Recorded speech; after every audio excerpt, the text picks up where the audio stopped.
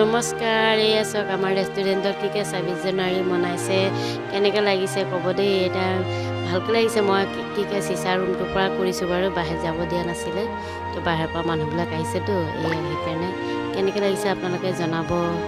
এই চাওক চেনাইখিনি অকণ গোটেইটো অকণ ঘূৰাই দিছোঁ বাৰু।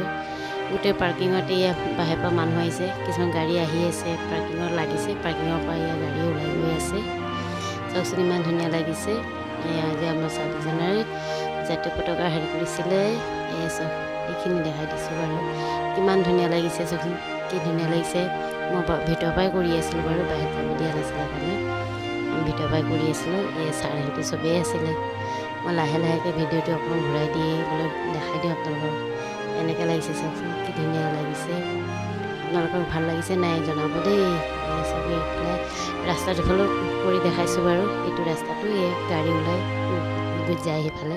ভিডিঅ'টো অকণ লম্বা হৈ গৈছে দেই, অকণমান লং কৰি দিলোঁ, মানে অলপ দীঘলীয়া হ'ল, বেয়া নাপাব দেই। চাই লওক।